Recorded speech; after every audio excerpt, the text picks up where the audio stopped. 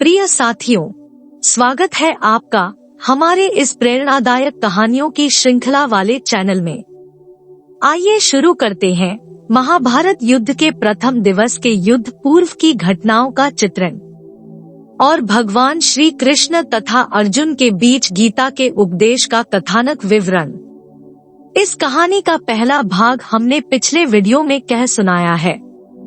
आज उस कड़ी को बढ़ाते हुए हमने इस महाभारत के युद्ध के कुरुक्षेत्र की पहली सुबह की भाग 4 रे मन तू काहे न धीर धरे की कहानी सुनाएंगे।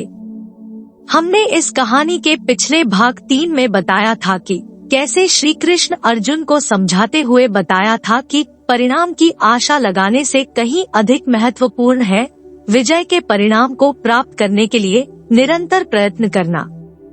अब चाहे भले ही युद्ध के बाद जीत मिले या हार मिले, एक योद्धा के रूप में तुम्हारा अधिकार केवल कर्म करने में है। इसी में जीवन का आनंद है। भविष्य के परिणाम की चिंता करने से अच्छा है वर्तमान में आनंदित होना। आनंद ही वर्तमान है। वर्तमान जीवन ही भविष्य तय करता है। अर्जुन सहज होते हुए थोड़ा मुस्कुराए और श्री कृष्ण के बातों से सहमत होते हुए बोले, जी केशव, मैं वर्तमान में अपने कर्तव्यों को सर्वोपरि मानकर अपने योद्धा धर्म के साथ न्याय करने की कोशिश करता हूँ। मेरा वर्तमान योद्धा धर्म ही मेरा भविष्य तय करेगा। हे केशव, मैं समझ गया हूँ कि सबसे पहले मुझे अपने वर्तमान के साथ न्याय करना है, आनंदित होकर। परंतु अर्जुन अभी भी असमंजस में है। उसका मन बार बार अधीर हो रहा है, व्याकुल हो रहा है। आइए इस कहानी को आगे बढ़ाते हैं। आज के कहानी का शीर्षक है महाभारत का युद्ध कुरुक्षेत्र की पहली सुबह भाग 4 रे मन तू काहे न धीर धरे। श्री कृष्ण कहते हैं, विजय रूपी फल में तुम्हारा अधिकार नहीं है।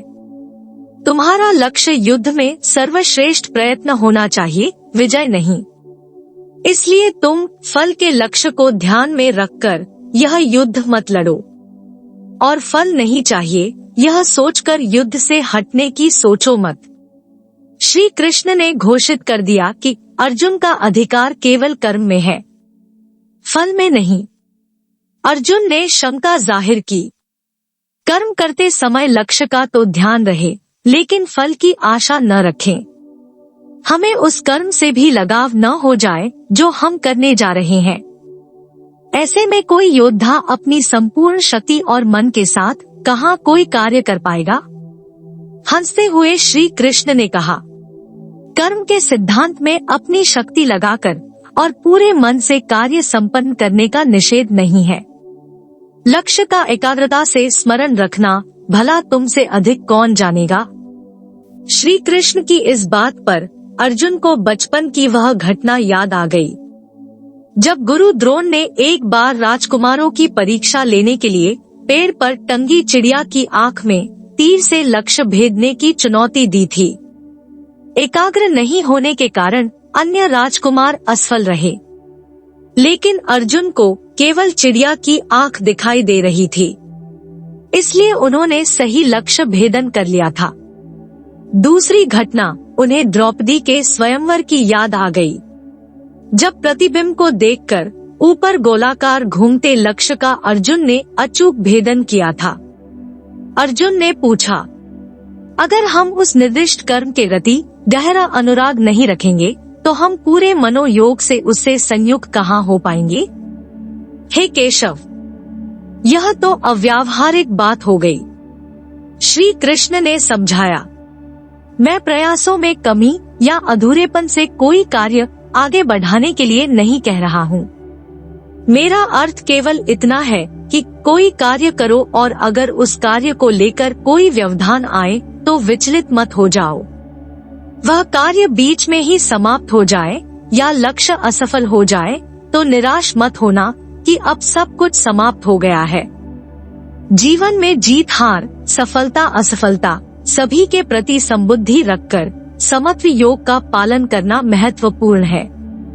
अर्जुन ने पूछा, हे प्रभु, मैंने जिस मोह के दलदल में अपने धंसने के कारण इस युद्ध के त्याग का विकल्प चुना था, अगर मैं इस युद्ध में लौटता हूँ और सफल भी हो जाता हूँ तो उसके बाद क्या होगा? क्या विजय के कुछ क्षणों के उस उन्माद, हर्ष और आनंद के बाद जीवन में फिर वही रिक्तता नहीं आ जाएगी? श्री कृष्ण ने समझाया, योग और समत्व बुद्धि की पूर्णता लक्ष्य प्राप्ति का अतिक्रमण करने के बाद है। जब एक साधक के रूप में तुम किसी अभीष्ट कार्य के परिणाम से भी ऊपर उठ जाओगे और तुम्हारी बुद्धि भांति भांति के वचनों को सुनकर विचलित नहीं होगी और यह परमात्मा में अचल और स्थिर हो जाएगी, तब तुम स्थित प्रज्ञ हो जाओगे। अर्जुन ने पूछा, हे प्रभु, अगर एक वाक्य में कहें तो इस स्थित प्रज्ञ की क्या पहचान है? श्री कृष्ण ने समझाया, स्थित प्रज्ञ वह है जिसने अपने मन में संपूर्ण कामनाओं का त्याग कर दिया है, जो अपनी आत्मा में ही संतुष्ट है, जो सुखों की प्राप्ति में भी तटस्थ है और दुखों की प्राप्ति से उद्विग्न नहीं होता, जिसके राग, भय और क्रोध समाप्त हो गए हैं।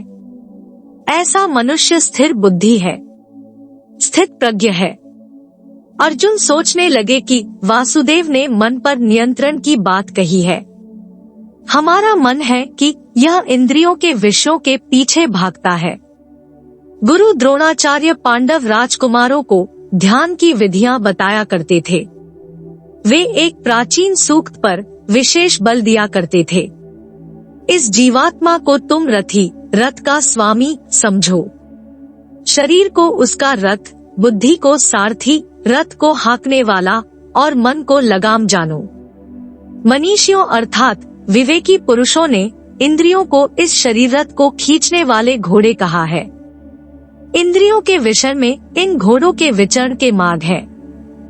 इंद्रियों तथा मन से युक्त यह आत्मा शरीर रूपी रथ का भोग करने वाला है, वही संचालक है।